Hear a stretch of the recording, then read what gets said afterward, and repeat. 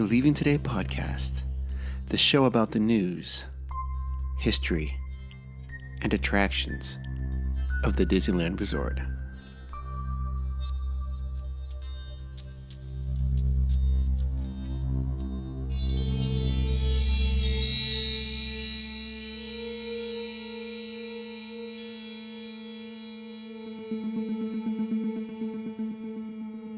Well, come on, Wendy. Let's go. But where are we going? To Neverland. Neverland.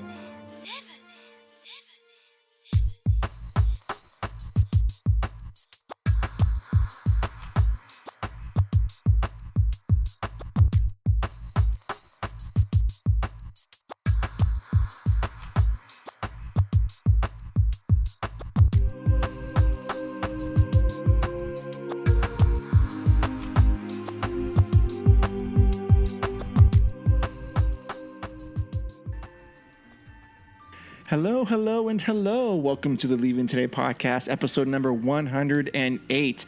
Thank you so much for joining us today, this evening, this morning, this afternoon, whenever you can.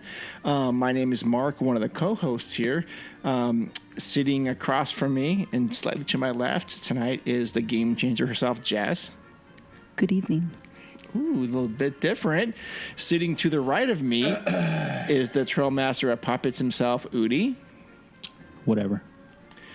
Okay, and then special guest tonight. In fact, he's going to be our feature presentation tonight because you've heard us mention him before, but it is Jules. Hello, Jules. Hello.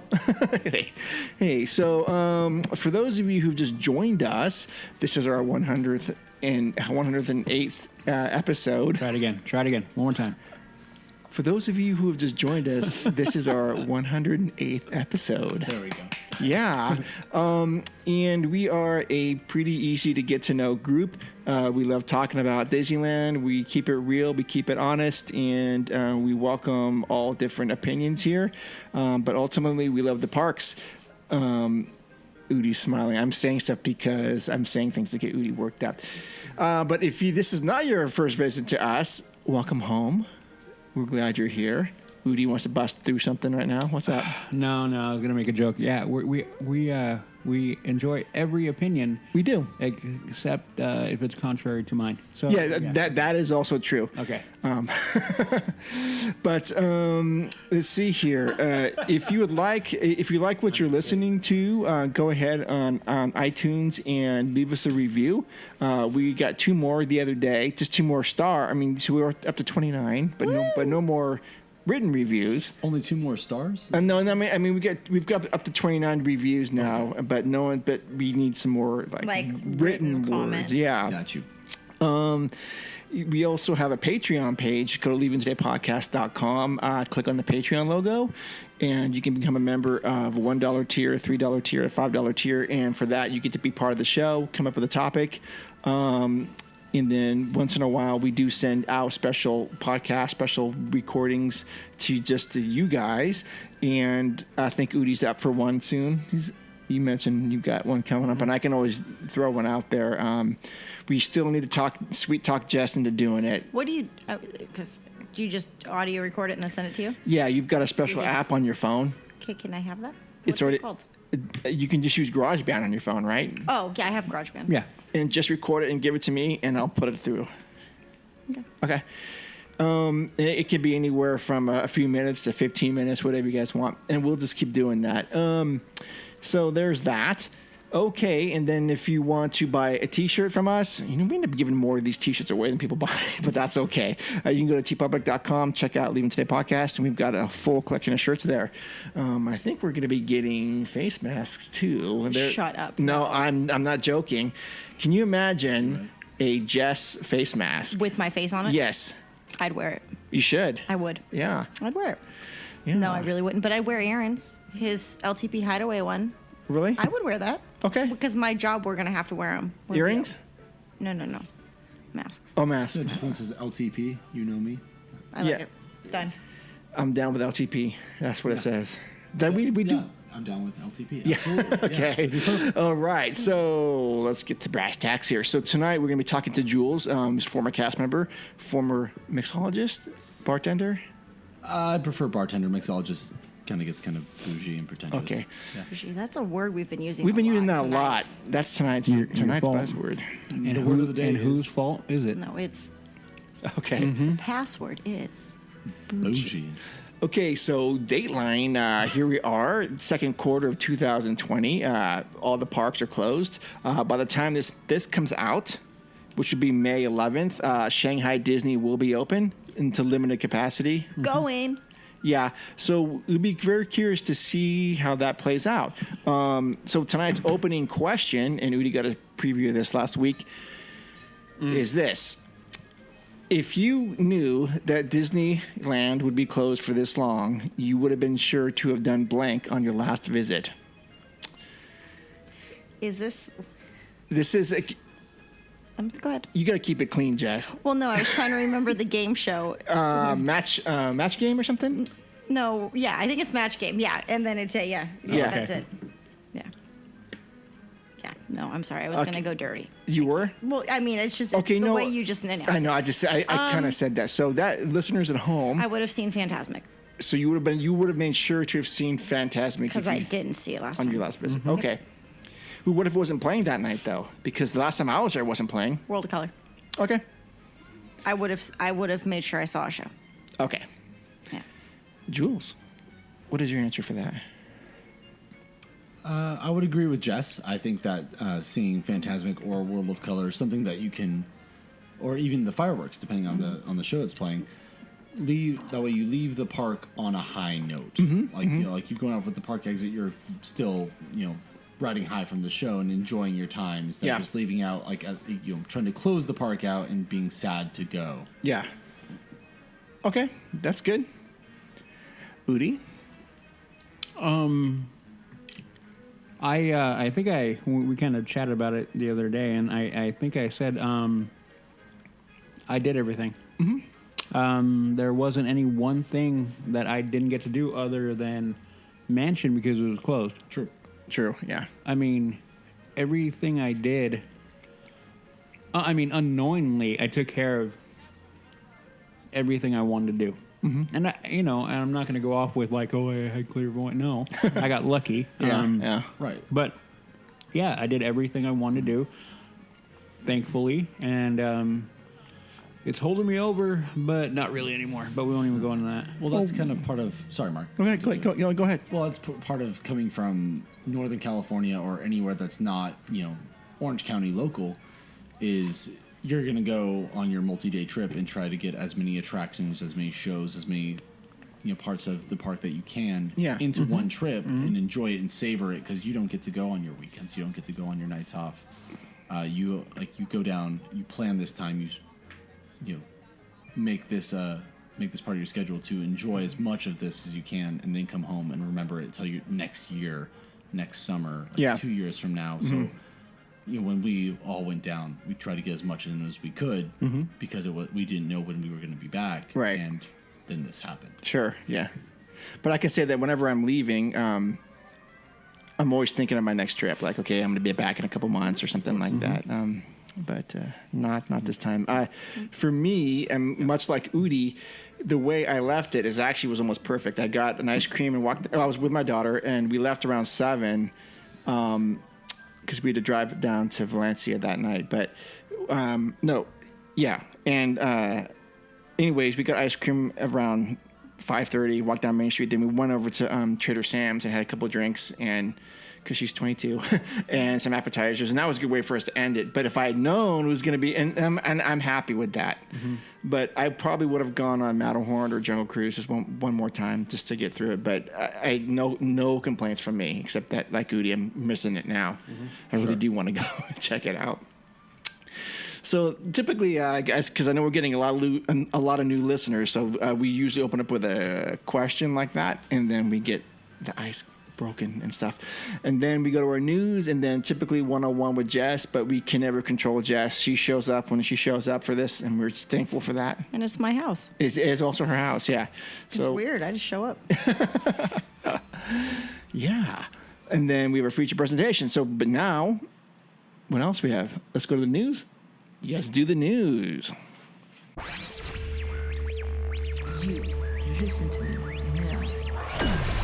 You are talking about things that you do not understand. Okay, the news here. Gee, Disneyland's still closed? Yeah. Okay. Before we get to the news, though, let me ask this. So Shanghai will be opening the date this podcast airs, which is the 11th. And it's going to be very curious how that's going to play out. How would you guys do it here in the California parks? How would you, if you were in charge of the Disneyland resorts, how would you guys roll this out? Don't ask me that. Okay, I'll ask Jules that. Oh, no, Jess. I don't know. Really? I really don't. That's Okay. I'm in the same boat as he is, and I know that's why he was like, no. No. It's Okay. I'll go. Go ahead. I will run into that. I would open it fully. The only thing that I would do differently would be increased cleaning. Mm-hmm. I would increase hand sanitation or hand sanitizers or whatnot throughout. Yeah. I would encourage people to wear masks, and then I would also increase. I would get a cleaning solution of some kind and have every ride vehicle in between wiped down. And it would be really difficult, but and only to cover, and that's only because I think some people would demand it. If I'm really in charge, I wouldn't even do that. Okay, Jess. My opinion. So what? Jess is raising her hand very, very politely. Jess. Who is that? I don't know. Yes, Jess. Are you out of your damn mind? Why? You can't do that. Why? You cannot wipe down every single ride vehicle. Jules. Have you ever heard? Hold on a second. Have you? I can hold the hand up and wait. Have you ever a station backup? You cannot do that. Why? You know how long it's going to take you to wipe down a ride? I know. Okay. My point is, it will add wait time. Right, but if the attraction, and I'm not saying for every single one of them, I'm talking just the attractions that I've worked, or even space. That ride is so temperamental and backs up so quickly. If there's too many cars in the station and it's an automatic stop, that ride will shut down. Again, my point is you will have to figure that out as well as you can. You can't even hit an E-stop to do it. But you hit an E-stop and they're still going to back up because you still have ride vehicles in the attraction. Go ahead. So I agree with you that Space Mountain and probably Incredicoaster are the ones that are very time temperamental.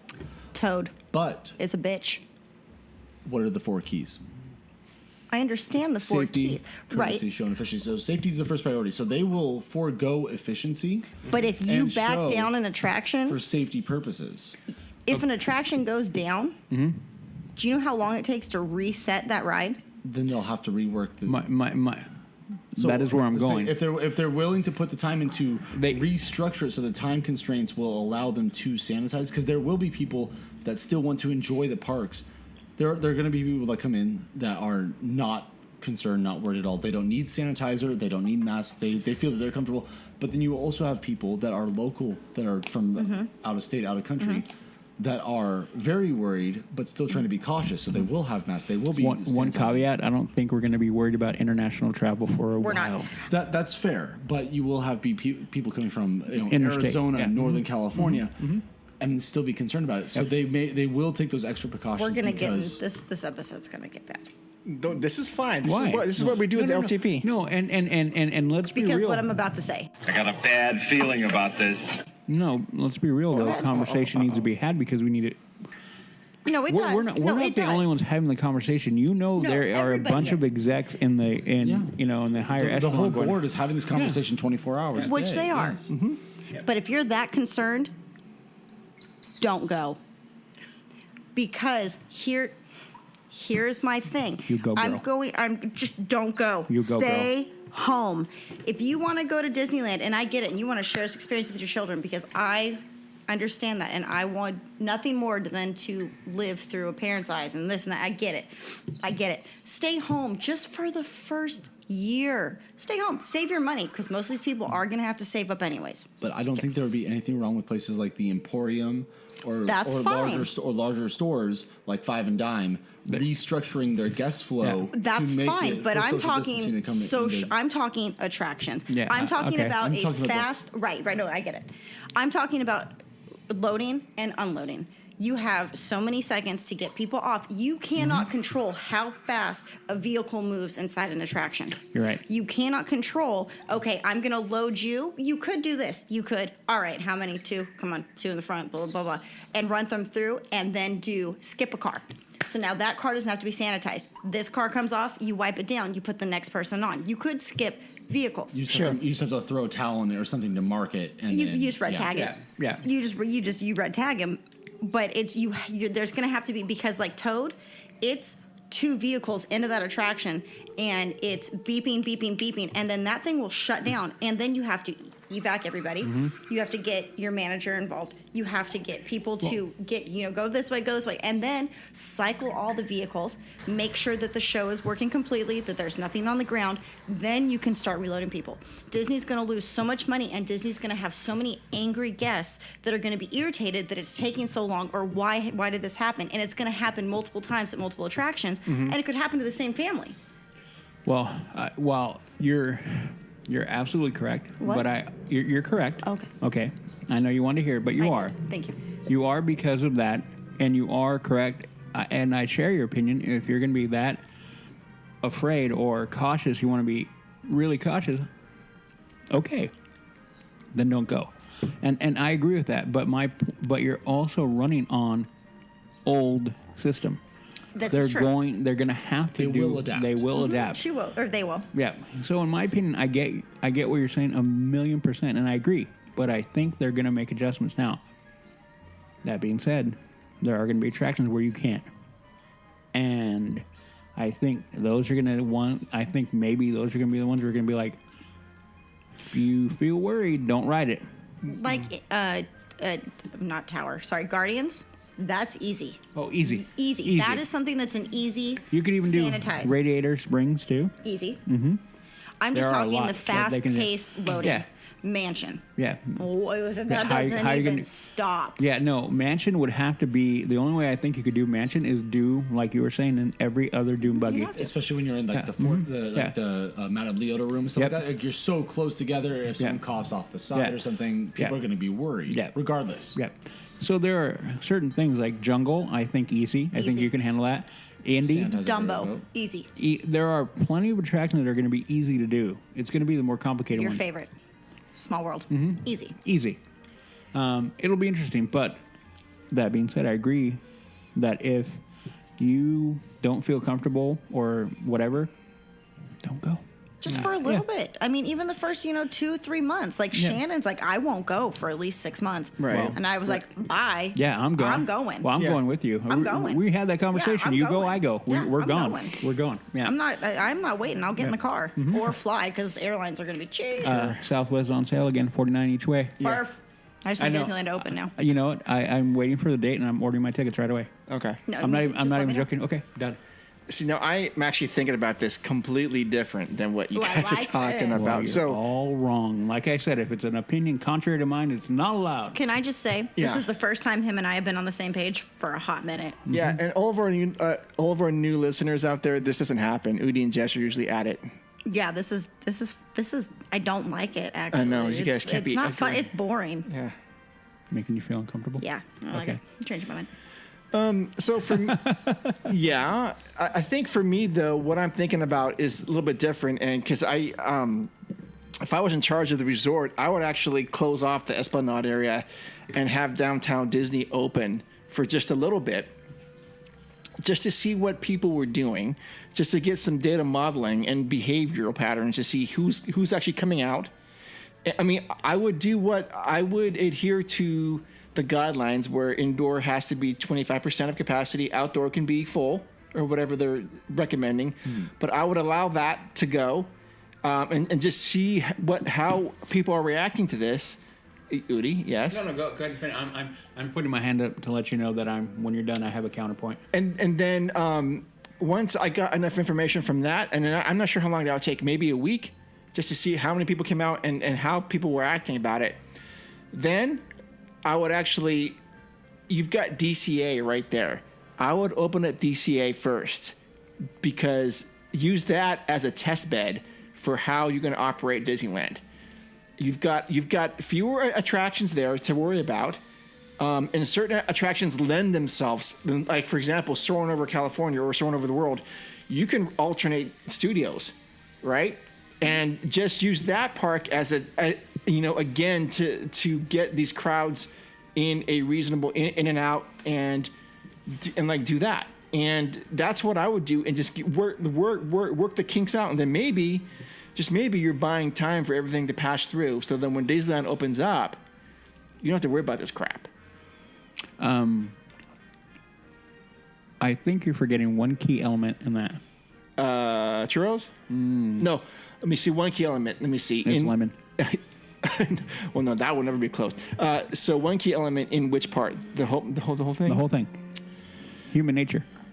No, that's... No. Well, okay, let me clarify. Yeah? We are already going real world now. We're going IRL. Sure. People are already done. Oh, they are, for sure. I don't know if you can hope that you're going to get accurate modeling, because I think if you open up Disney and open up the Esplanade, it's going to get packed. Bank on everyone just flooding it. Expect the worst. No, but that's why I said downtown Disney first, and just see what you get. That's going to be less, though, because people, if they know they can't go into the park, I don't think you're going to get as many people. Well, but part of me is really, really, really thinking that I think that the people who are most concerned with the virus and catching it and whatnot aren't going to go. They're not. I think the people that are going to go are already those kind of people who may have that mentality of, I'm not afraid of it, or if I get it, I can survive, or whatever mentality, the mentality where the risk is worth the reward. Yeah. I'm in that boat. I know my opinion is not everybody's, and I don't expect it to be. My opinion is, I understand what's going on. I live and breathe it every day. I read every day. And for me, my own personal life, I'm like, okay, the risk is worth it. I will go. Okay. Jess, obviously, same opinion. Okay. So my only point to you is that I don't think if Disney did that, I personally think it'd be a waste of time. Well, it'd be better than what they're doing now. Which is nothing. I get it, but well, I mean, maybe that wasn't a good comeback on my part. I just think that they could they have the mechanisms in place that they can test this sort of stuff out. My opinion is, by putting them into the Esplanade, into downtown Disney, it won't be a fair representation of what it'll be in the park. It won't. I don't think it will be, because the park is different and we know it. Yes. What you're there for, what you're planning to do, why you're there, all the factors change when you enter the gates. Yeah, Jules. So to circle back to the news, I think the best thing to do, I mean, we can hypothesize. We can go all day, all night for the next week because we have nothing better to do. But since Shanghai is scheduled to open on May 11th, all we can do now, and all the company can do now, is see how they handle it. See if they're going to enforce masks, social distancing, if they're going to sanitize every other car. Well, I see your point, but that culture is different. I understand that, but that's all. That's the only model we have. Sure. Yeah. That's the culture, country, continent, whatever. That is the only basis for a theme park reopening right now that we have. Knott's Berry Farm isn't opening up. Universal's not opening up. That's all we got.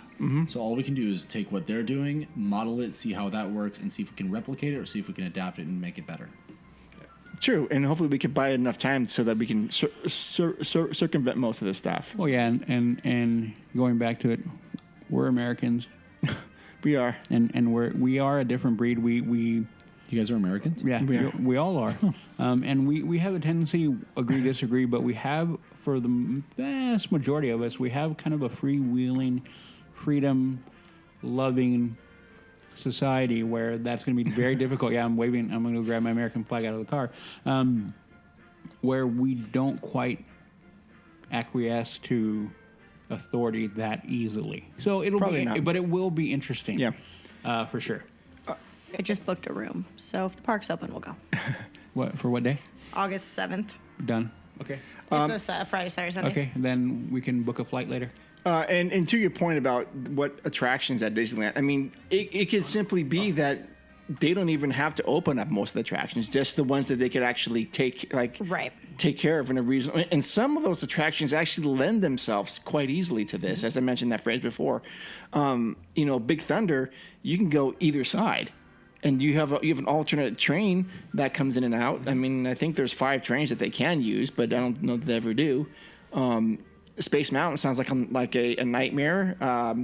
Matterhorn could be actually done pretty easy. Same thing, left side, right side. Yep. And the sanitizing stuff that I'm seeing, it actually works pretty fast. There's like this mist that you can just isopropyl alcohol. Yep. Yeah. I mean, straight, just boom, Let it sit there for a minute. For not even a minute. Well, 30 seconds. But 30 seconds, and it's clean. But then you wipe it all down, and then you can load that car. Yeah, from what I understand, from what I saw from the testing facilities, Right. if you rub it with isopropyl, it kills it like within seconds. Well, even if you let it sit with the isopropyl, it'll kill it. It was with what was it? Bleach or Lysol. It was like a Bleach kills most. 5 minutes, but isopropyl was the 30 seconds. Like quick, like really quick. So I see Disney either buying a whole lot, or I would not be surprised if they go like, hey, you guys make isopropyl alcohol. Guess what? Here's an offer. You're part of the Disney company now. Don't be surprised. Don't be surprised. And it's funny, I was reading the other day that Dole Whips, churros, It's Lemon, and Gibson Girl ice cream, when you eat that, it's automatic immunity from it. That's true. Yeah, we're fine. Yeah, so that's great, right? Okay. It's perfect. Okay. All right, so now let's get to the news. The first thing is, this is an Udi story, because I don't know what the heck's going on here. You missed something, Mark. What? Masks. Oh, go ahead. And the cast members wearing them. What about... Oh, How do you feel? Okay. Do you feel like, I mean, yes, I understand like the logic of it, but how do you feel like as in the costume, like if they theme them? No problem. I don't think they're afraid. going to theme them. I don't think they might theme them. They might not. If they did not theme them, I would not have a problem with it. Well, I wouldn't either, but is it going to kill like the look of your costume for you? Because it kills it for me just seeing somebody in a grocery store. Now, and I can't understand half the things people say sometimes. Are you talking about the characters with the mask? No, cast members Oh. like doing attractions. Goofy with a mask would be hilarious. No, but that would be that kind of would funny. be funny. Yeah. Okay, here's where I go with that, okay? The mask is worn, from my understanding now, is for me, if I have it, not to spread it to you. Correct, yes. I don't know. Okay. I personally think it'll break up everything. I think it'll mess the image up. Is that what you're talking about? Yes. I think it'll bring too much of the real world. And now we talk about safety. Like, I know Jules is like, well, we got to be safe. And I get that. I'll forgive the show for the safety factor. but here's my point. This is where we go even further into the real world. Is it worth it? And I don't know. And this is where that debate lands. How much do we give? How much do we expect? How much do we care? And I know for me, why are we agreeing, Chess? I don't like it either. I don't like it. Yeah, I don't like it either. My personal opinion is I am not going to be afraid. I'm not. Call me dumb, whatever, but I'm not. I'm not afraid of it. I'm not. And that's fine. And that's me. So I'm trying to strike that balance of me, how I am, with trying to be respectful for other people. It's a difficult line to walk for sure. I'm not sure. I think it'll break up the show. I think it'll ruin the image. Yeah, I think it will agree. too. Mm-hmm. Yeah. Now, whether or not they do it or not, I don't know. I mean, But if it they will. do it, there's not a thing you can do about it. Well, no. Yeah, what are you going to do? No. Complain and be like, they're wearing masks? No, I won't. No, but you don't have to like it. No, you don't have Or to, think but it messes up your image of I will the tell you- fantasy I or the will- magic. I will The tell magic. you that if we walk in the park and they're wearing them, I will be sad. Yeah, I me will. too. I will. I'll understand it, especially people working management. Doesn't mean I won't understand it. Doesn't No, mean I won't understand understand it. it. Gas control, Yeah. I will not fault them in the slightest. Yep. Well, no, and I get that. It No, has it's no- not about yeah. it's not about understanding or Not thinking it's understand- the yeah. right thing. It's that it will ruin the image. It will ruin the magic And, yeah. the escape from reality Yeah. that Walt has tried so hard to do. Yeah. That's And all. I mean, I know we are definitely in unprecedented times. Definitely. But again, the line you have to walk is going to be one that is difficult. It's like hearing cars when you're in the park. You don't. you know, the berm helps, you know, remove that. And that's in everyday life, but it's, and it's not the same thing. It's not, you know, deadly to people, but it's just that little factor that removes, you know, that Walt removed so that you could live in this world where nothing is wrong or nothing's bad, so you can escape from your reality. So, And can we stop complaining? Can we talk Star Wars? Because I would love to butt heads with Udi. Sure. Yeah, let's go. Okay. Well, we shall see. Okay, so anyways, let's go to the first news item. Happy May the 4th, everybody. Happy May the 4th. Actually, it's Revenge. It's Revenge of the 5th. Thank you. Okay. And Cinco de Mayo. Cinco de Mayo. We're drinking margaritas. Okay, so who's this guy? Taika Waititi? Taika Waititi. I wanted Jess to. I was going to slaughter it because I Go already for it. forgot. What did you call me? Now he said it. I Okay, already the first know. new item is Taika Waititi But I was going to screw Taika that. I Waititi. was going to mess that to up. direct and co-write a new Star Wars feature film for theatrical release. Just announced in celebration of this year's Star Wars Day, Academy Award winner. Titi Watata. There you go. Wow. Who recently I'm totally Didn't even kidding. try. I'm totally kidding. Well, that person recently won Best Adapted Wow. Screenplay for Jojo Rabbit and directed the widely acclaimed first season finale episode of The Mandalorian. Mandalorian, We need to. We've never heard of that yet. He was also the droid in the first episode And with the Mandalorian. and he's also in Thor Ragnarok. He directed that, and he is one of the characters there. And he's directing the new Thor, and he also directed the film What We Do in the Shadows. Yep. And also has done just Jojo a Rabbit. lot of great Well, work. yeah. Okay. He's a great writer, great I like director. him. Yeah. Well, joining him on the screenplay will be Academy Award nominee Christy Wilson Cairns. That's a weird last name. Udi does not like this No, person. I don't really care for her Who work. received the BAFTA Award for Outstanding British Film of the Year on the three-time Oscar-winning film 1917. Release Okay, date for yeah, the that's right. film has not been announced. Okay, so resident Star Wars people, what do you guys think? Love it. Love it. Oh, this- Thrilled. I am optimistic. cautiously optimistic. Okay, Jules. Well, if, I don't know where they have. We have no idea where they're going. Okay. No, we okay. So just I need to put a pin in this for a second. What the heck is even going on with Star Wars right now? I mean, what is going on? Are we having movies that's based? Who's directing what? What's coming out? What is this other female cast movie that's coming out? Not that I'm just There- I'm just okay. trying to gather information. All that is rumor. I haven't heard anything concrete, but I haven't been paying attention because, to me, we've gone there before, and I will continue to go there.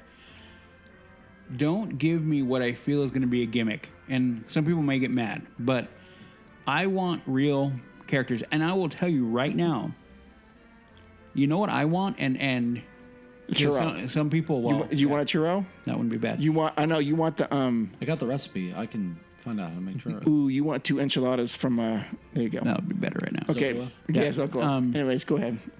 But a lot. Okay, some people catch flack when like you hear, an all-woman cast, and for me, I initially go, why? And people are going like, oh my gosh, you're being sexist. I'm not, and I feel like I need to explain why, because the knee-jerk reaction would be like, well, that sounds like a sexist remark. If the characters are good, Yeah. I don't care.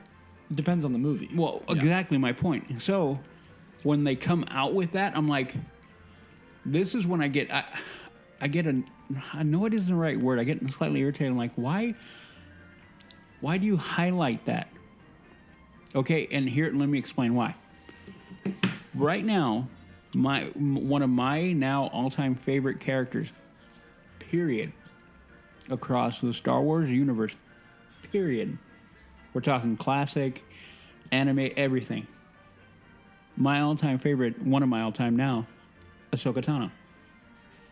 And if you don't know who Ahsoka Tano is, then I feel bad for you. Ahsoka Tano, real quick, let me go short. She was Anakin Skywalker's Padawan. And we only have seen her in a animated version.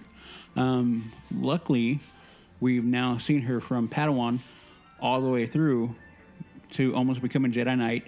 She leaves the Order. We now, through the end of Clone Wars, see where she went after that. Oh, did that just finish? How was it? Okay, Udi. Okay, I will put it to you this way. I've only seen it once because I cannot watch it. I'm not emotionally ready to watch it again. What? Yeah. It was a deep cut. Anyway, I don't want to spoil her. I don't want to spoil it. But my point is this. She's my favorite character, not because she's a woman. She's my favorite character because of who she is, and that's what I care about. So I get personally irritated because I feel like you're throwing something in my face when you should just let the character speak. Ahsoka Tano to me is one of my favorite now, and I watched the last episode with my brother, and I looked at him. There's one move that she does in that finale, and it like went off in my head. She's like, and I looked at them all. She is now like one of my favorite Jedi ever. And we see her transition, and we see a full character arc from young, naive, to being betrayed, maturing, and being a strong individual. And I'm like, and she stands up to Yoda and to Darth Maul and a lot of big, powerful entities in the universe. Stands there unwavering and strong. And to me, it was fascinating and my favorite. So that is what I want. So if you want to highlight that, okay. But I'm like, you don't need to. Bring that, and all the Star Wars fans will come running because you're delivering on what it is. Story, strong character. You do that, they will come running. You don't need to highlight that. If you want to highlight that, you're going to. They already did. I'm just thinking, I don't need that. Give me strong, give me good, and I don't care. She's a woman, great. She's a man, okay. But give me that. And then I will fall in love with the character. I love that character. She's freaking amazing. Like I said, one of my favorites from here on out. I know people may not like that, but it's me. Okay. Yeah. Anyway, no contrary opinion? Well, no, actually, I asked you what's going on in the Star Wars universe, and we got that. Because let me go on and figure, because you brought up the all-woman cast. Well, I mean, I heard about it, and I don't... So my point is, we don't know where we're going now. Okay. We're at the end. All we know right now for sure is that we have this movie now, which we have no idea what it is, no character. The Taika Waititi movie. Correct. And I have faith because I have seen his work, and it's outstanding. Great. Okay. He has a good way of capturing character, developing character, action, comedy, makes it real. When I initially watched Thor Ragnarok, wasn't a big fan. Only because it was so 180 from Dark World and the original. And Thor, I'm like, it wasn't ready for it. Upon about third watching, maybe fourth, I'm like, holy crap, this is really good. And I fell in love with the movie. So then looking what he did with the season finale of The Mandalorian, oh my God, what a great episode, right? Did he do the season finale of that? Mm-hmm. Oh, yeah. I read that. Okay. And that one was so good. I'm happy. Other than that, all we know is Mandalorian. Season 2. Season 2 is coming. They're working on season 3 already. Robert Rodriguez apparently did. He did. He tweeted out or Instagram a picture of him with the child. Okay. Very excited about that. Yeah, and I'm like, oh, very cool. If Robert can do it, then Taika will be just fine. Exactly my point. So right now, we don't know where we are in the Star Wars. We don't know for sure. And the Obi-Wan series, isn't it? Has been delayed. No idea when it's coming. Okay. So right now, those are the only tidbits we get. Okay. So to me, with the uproar, some people don't like Last Jedi, some people don't like Rise of Skywalker, blah, blah, blah, up and down we can go. That whole thing has become a huge, massive, you know it. Yeah. So to me, it's more important for them to deliver on what, like they did with the Clone Wars and the Mandalorian. The characters that they came were character-driven, strong story. Give me that, and Star Wars fans have always been drawn by that. And going on that, I'll be honest, I have not watched Rise of Skywalker yet. It's on Disney Plus now. I fully intend to watch it. But I think one of the big problems with the prequels and with the episodes 7, 8, 9 is the nostalgia. People kind of hold 4, 5, and 6 to a higher standard, and as a result, they kind of compare how they felt they will. Mm-hmm. for those to the other movies, and that's excluding all script logic or plot holes or anything like that. So when they watch Clone Wars, when they watch Rebels, when they watch Mandalorian, when you're going into sort of an expanded universe and you're just kind of taking that for the lore that it is, it's a blank slate. Yeah. So people are going to enjoy it for what it is and not hold it. So I think that going forward, with Taika working on the new movie, with the all-female movie, which I'm not familiar with, you're going from scratch. So people are going to enjoy it, well, hopefully for what it is, and enjoy it for what it is, and not tie it into the saga that is now closed. And that is exactly what I was trying to say. Basically, yeah, that if they deliver with a strong characters and strong story, and dedicate everything to story, then it will deliver. And for all of those who have not watched Disney Gallery yet, because I know nobody in this room other than I have watched it. Watch Prop Culture. That was very good. We'll talk about that in a little bit. Bryce Dallas Howard, fantastic director. I love her. Great actor. Great actor, and an even better director, I think. She's wonderful. I think she got the chops from her pops, and great. And I don't want to spoil it, because the first episode of that show is everything about the directors, and it talks to every director. So it has Bryce Dallas Howard, it has Deborah Chow, Fumiyawa, Filoni, and Taika. Oh, wow. And they have interviews with from everyone. The Mandalorian. Yeah. Oh, I saw that previewed. Yeah. Okay, now I know what you're talking about. There's a moment in there, and she encapsulated exactly why The Mandalorian is good.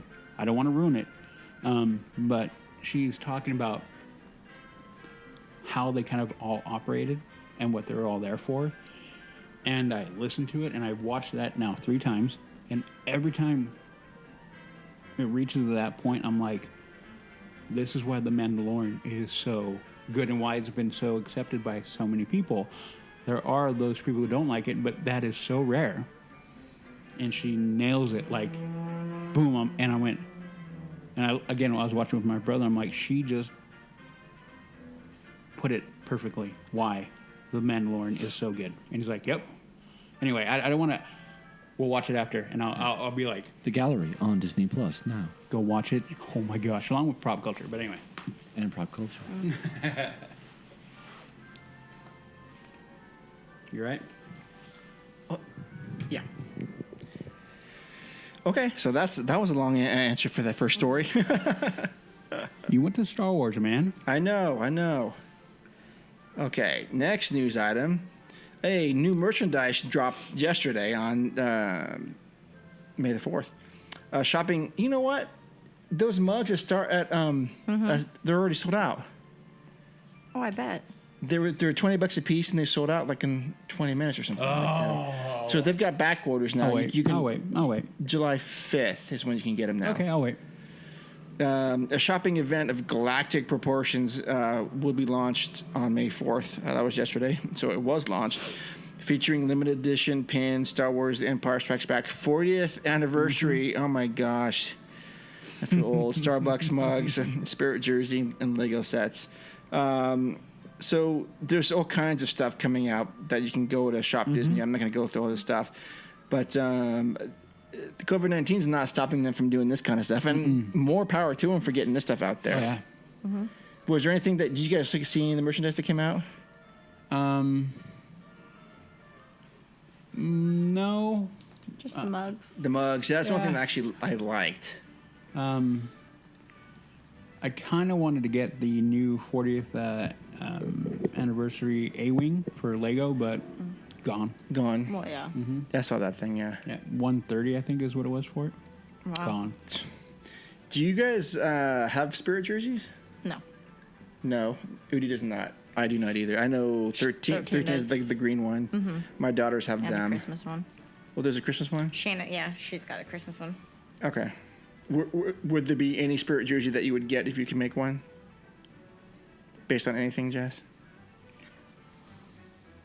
There was one that I wanted, but it was one that a girl made. Like, I was like, oh my gosh, where'd you get this? She's like, oh no, I made them. And I Was can't that remember the what. long sleeve shirts? Yeah. With like Those are the spirit tees, yeah. That's what a spirit That's tee a is. spirit tee, Okay. yeah. I'm they're not hip. They're not we were- T-shirts, so they're like a jersey or something. Yeah, they're thicker, but they're not It's like long long sleeve, three-quarter sleeve. But no, like, the weight of it is heavier than t-shirt. Yes, it is. but not as heavy as a sweatshirt. got you. As soon as haberdasheries went out of style, I lost all track of fitness. Yeah, I just. It's one of the things that I do want to like, but I don't like. I mean, I don't like. I haven't seen any design that really speaks to me, and they're just too heavy. Well, there are designs that I like, but Like what? Nothing to make me pull the trigger. Pirates was good. What else did I see? I saw a couple of them. I'm like, okay, it's not bad, but nothing to make me pull the trigger. Okay. And Nah, I you know, wouldn't wear it. and to be fair, not my style in general, anyway. There's an Empire Strikes Back one or something like that. I just saw. Yeah, but even Spirit jersey as a rule is not my style. Okay. You just don't have any spirit, maybe? Nope. Okay, there you go. At least I'm not like Jess, all dark. Always. Oh, dark. Dark soul. Okay, and this is a news item that I wanted to get to the last time because this actually makes me happy. Disney plans a $200,000 renovation of Frontierland entrance. Disney's planning, as I just said, a $200,000 renovation of the Frontierland gate at Disneyland Park. Here are the details we know so far. A new report from the OC Register states that Disney plans to replace the Frontierland Bridge entrance gates and widen the bridge. The permit calls for the replacement of a pair of 15-foot faux wooden gates and a 16-foot long marquee, along with the widening of an existing bridge at the Frontierland entrance. The renovation is meant to improve the flow of guests in and out of the land. These renovations will not begin until the park reopens, although an exact reopening date for Disneyland Resort has not been announced. Oh, that's shocking. We didn't know that. This information was obtained by secret. Ooh. What's the phrase from Star Wars when this information was brought to you by some, and which was the basic for like Rogue One? Bothan spies. Bothans. Yes, this information was obtained by Bothan spies or via public records filed with the city of Anaheim.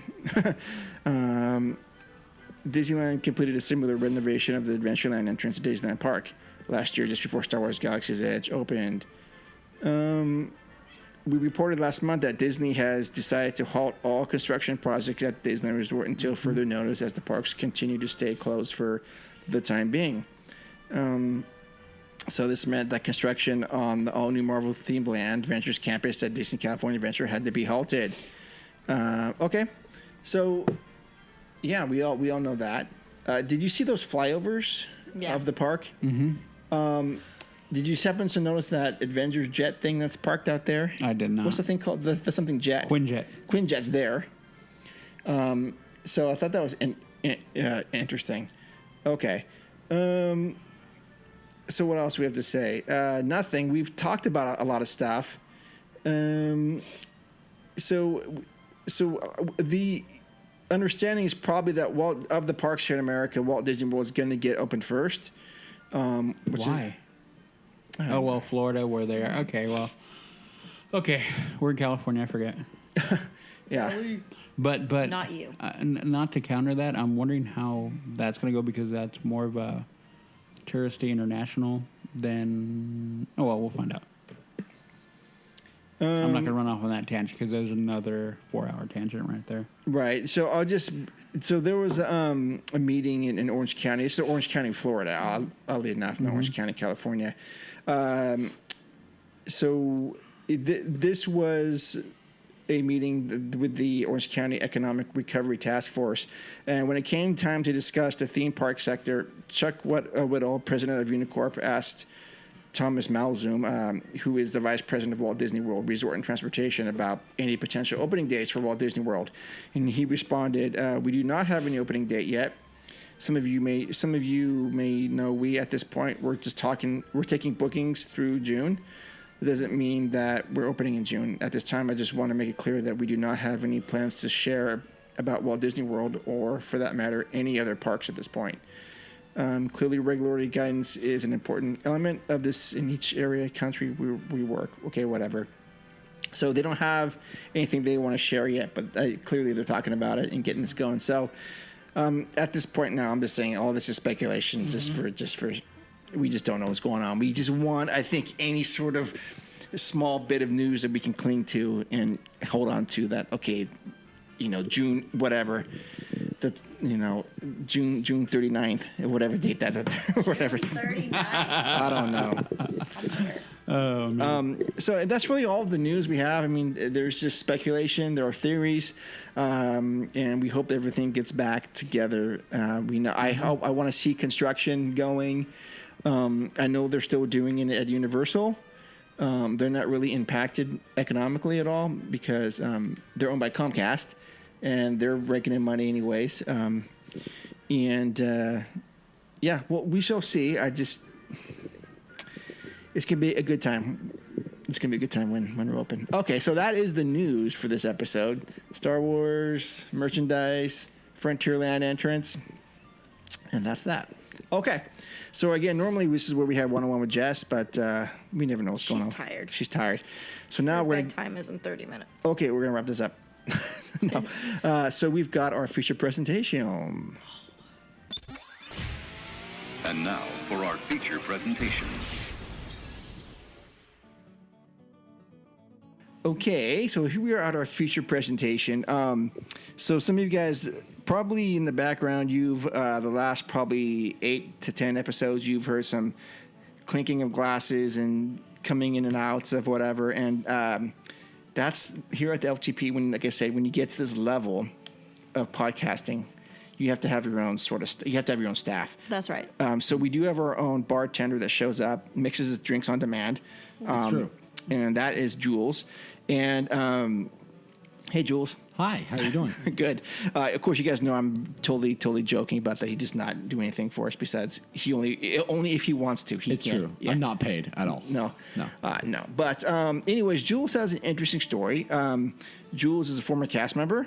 And I just thought he might have a different perspective than either Udi and I would be, and he also did different things in the park. So, Jules, maybe you can introduce yourself a little bit and tell us about what you did for the Walt Disney Company. Sure. I worked for Disneyland, the Disneyland Resort, first from 2011 to 2013. I did the Disney College program at the main entrance. I was what they called a vacation planner. I worked in the ticket booths, selling tickets, annual passes. And then after the college program ended, I was a park greeter. So I worked at the gate, scanning tickets, things like that. Became a lead out there, which is what they call a supervisor. Did that till about the end of 2013. And then in October of 2015, I went back to do the concierge lounge and food and beverage at the Paradise Pier Hotel. And I became a lead over there. So I started working bartending, the hotel bar, helped out with room service, and just kind of jumped all over the place, but just was a lead there for about a year, almost to the day. The lead where? At which? The Paradise Pier Hotel. Okay. And then I left in October of 2016. So 5 full years within the Disney company. 2011? 3. Yeah. Oh, no, you said 2011? To 2013, and then I went 2015 to 2016. I had a whole intro, man. Oh, gotcha. Yeah. Okay. There was a hiatus in there. Yeah, so I would say probably 3 years collectively. Okay, gotcha. Okay. So what was your favorite part of working there? Oh, no, first off, why did you start to work there? What made you want to work there? I mean, I've been a big fan of Disney my entire life. My mom told me before I was born, when she was pregnant, she went to Disneyland. So I've been there before I was even born. Oh. Grew up with it. And then when I was probably about in high school, I fell in love with Disney. So when I did the college program, I was about 19. And just being able to work there and say I was 19 years old. And I worked in a record store, which I'd always wanted to work in. And I worked at Disneyland. Like my 2 dream jobs snapped off. Which record stores you work at? I worked at one called Dimple Records here in the Sacramento area. Okay. R.I.P. Yep.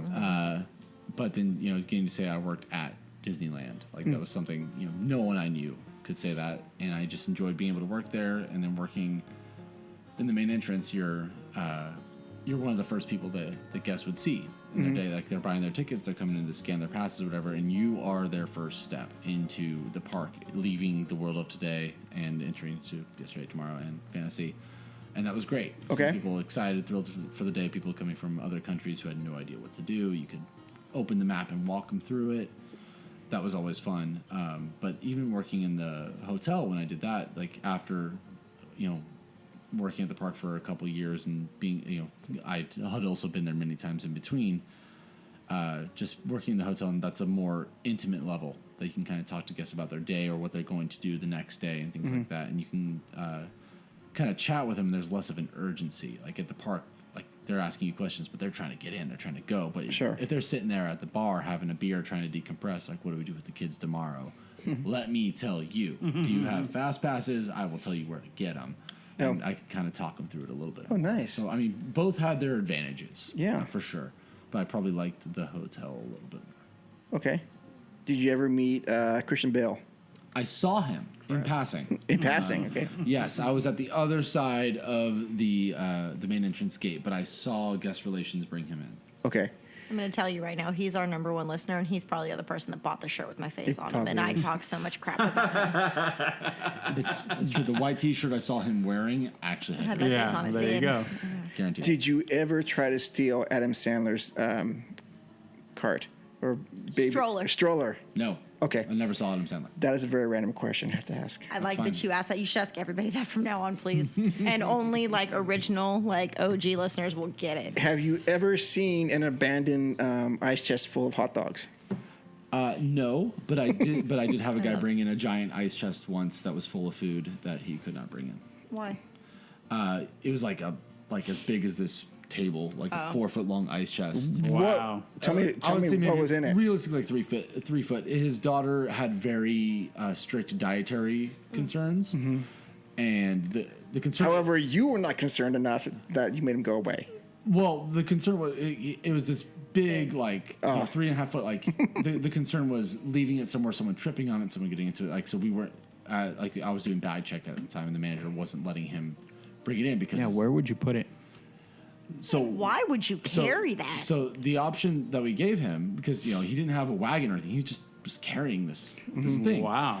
And the option that we gave him is that over, if you're looking at the west side, downtown Disney, where the Mickey and Friends tram would come in. Yeah. There's those lockers on the outside in that circle area. So the option that my manager had spoken to security with was that he could leave it there, and they could put a sticker on it that would say like this was checked by security, so like it wasn't like an abandoned bag or anything. You could leave it there and go back and use it at leisure, but the risk is you're leaving your container there. Right. And he didn't want to do that. He didn't want to take out part of the food and bring it back in. It was a lot of food. I don't know what he was doing, bringing in like 4 days worth of food. Did you want some of the food? No, I didn't even look at it. Okay. He just said it was like this his food, and I was like, you can't bring that in. That's the same with like people like at the time, but this is back in 2011, 2013. I don't know. I can't remember what the policies are now, but like, you couldn't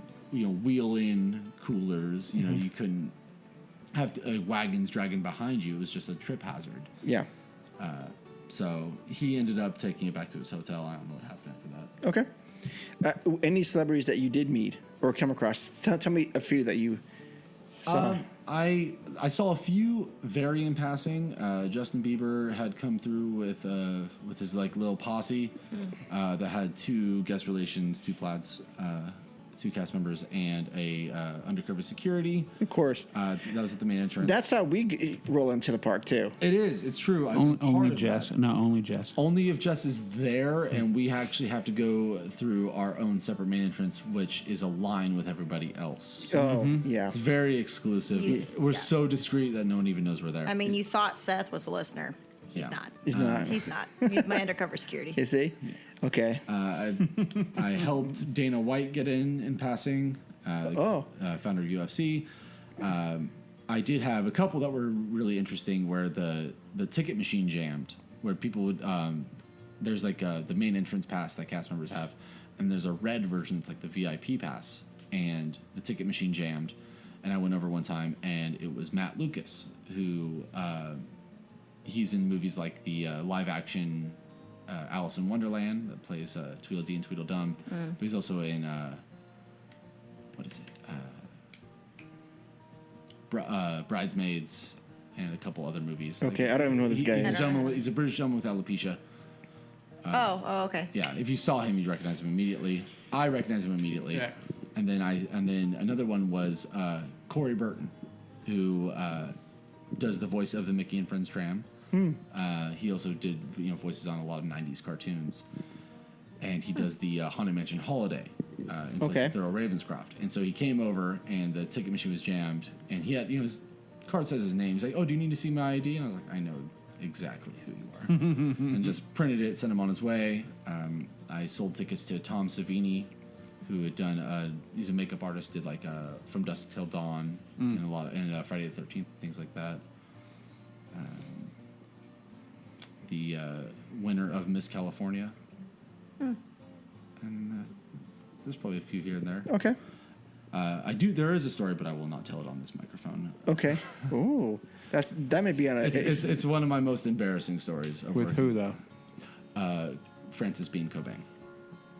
Oh, that's random. And anyone who is listening to this on the off chance actually knows this story knows exactly what I'm talking about, and it haunts me to this day. I don't know the story, but I know who that is for sure. Yes.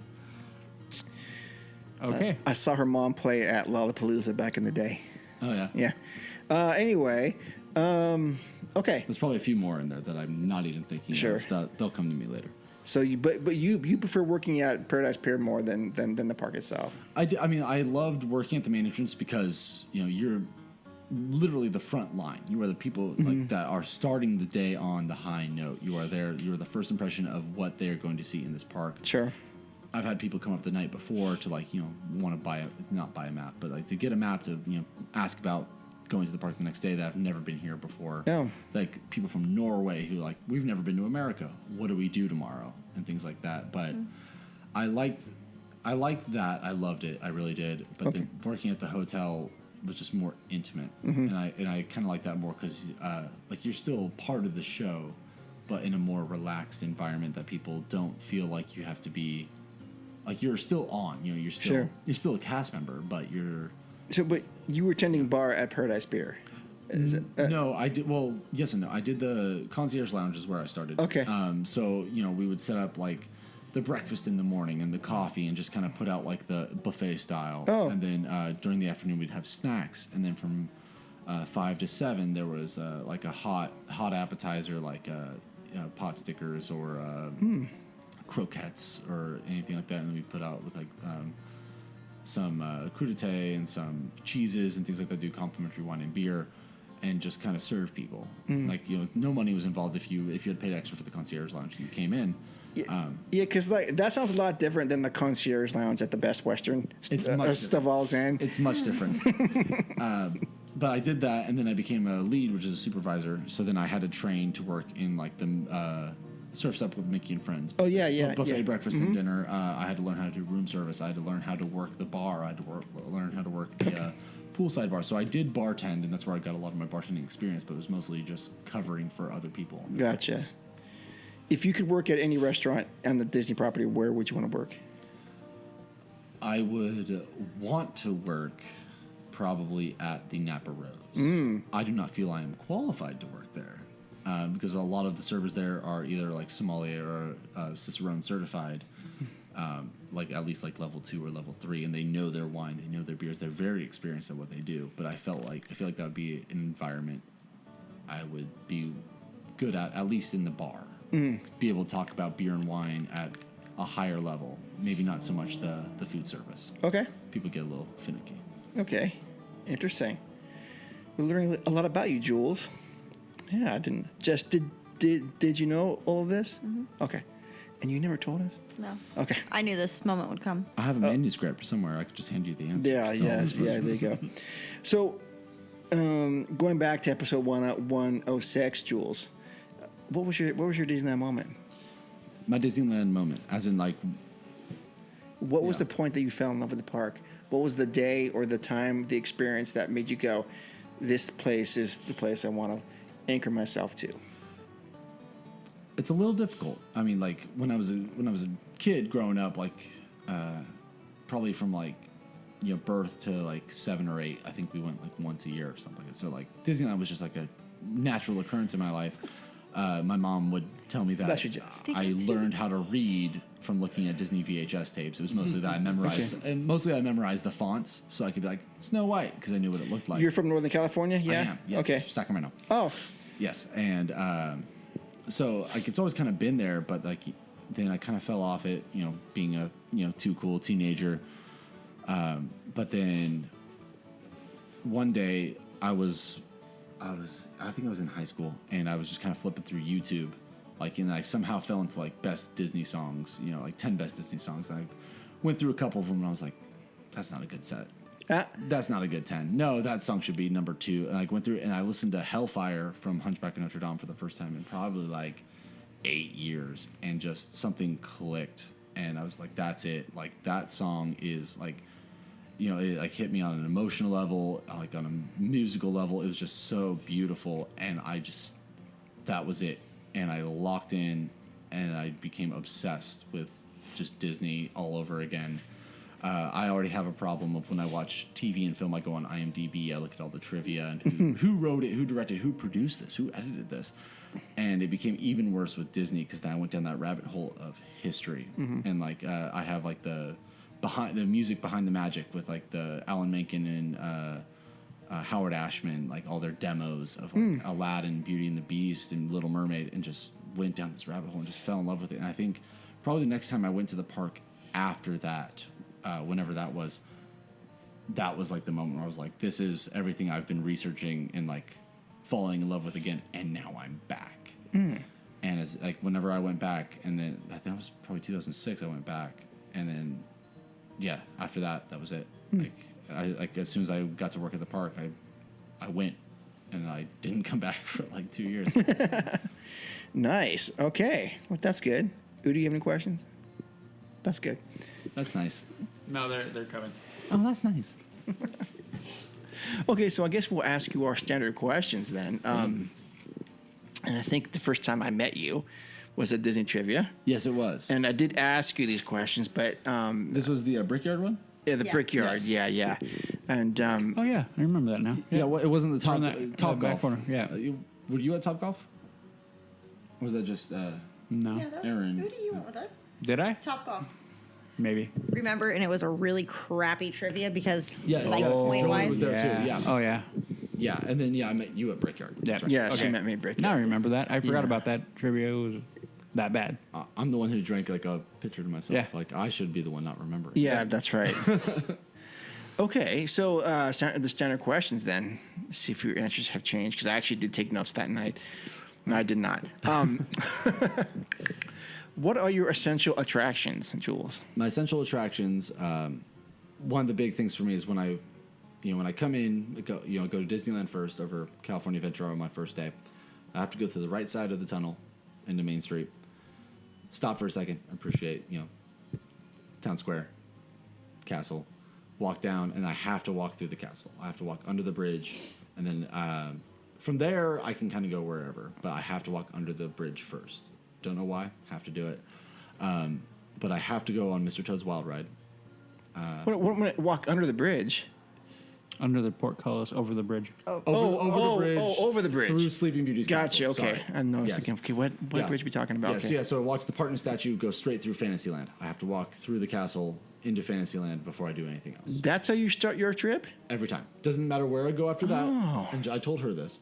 I have to walk through the castle. Fantasyland is my favorite land.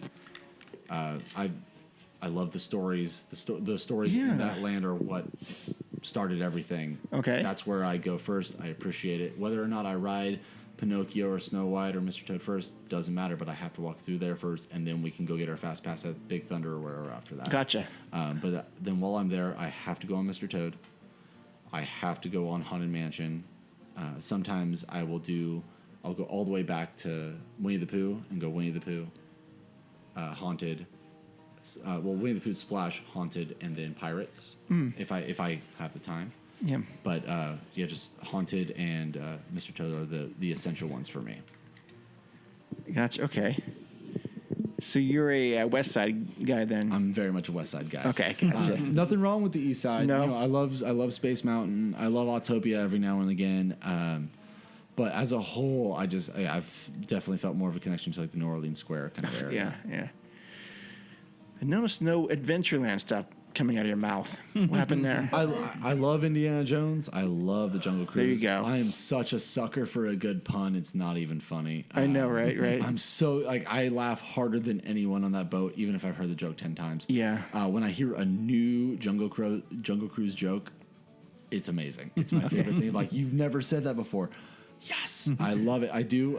But it's not one of the ones I have to do like first day, if that makes sense. Like my priorities are Toad and Mansion, and then after that, I will try to hit everything else. But those are the two I have to. So Toad and Mansion. Okay, so every answer is so different and so cool to me. Is that we've never had those two paired together that I know.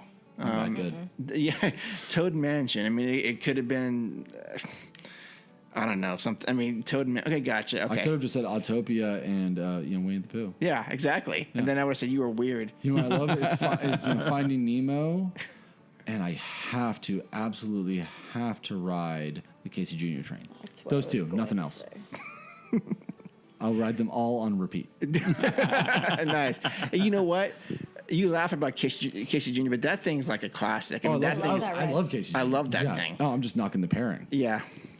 The last time I went on it, just to make you laugh, I got stuck in the cage, dude. I'm way too big for the cage. Why would I be put in the cage? Because they thought it was that funny. Yes. They was like, we'll just put the guy in the cage. Kids that were like 8 or 9 were like laughing at me. I was like, were you in the monkey cage specifically? I don't know what cage it was. I was like, okay, I'm sitting here. I'm doing that. But as an aside, you said you like a good pun in the Jungle Cruise. Have you seen when the Jungle Cruise skippers do the Haunted Mansion on YouTube? No, I don't think I have. Check it out. You will laugh. You will laugh. I absolutely will. They give a tour of the Haunted Mansion as Jungle Cruise skippers, and they have jokes for everything. It's need this. Yes, it's I need this in my life. Yes. Okay, so go ahead and check that out. So, all right. Yes. And all of you listening, please check that out with me. Yes. I'll live tweet it. I don't even care. Yeah, we should do that. Okay. Live tweet it. All right.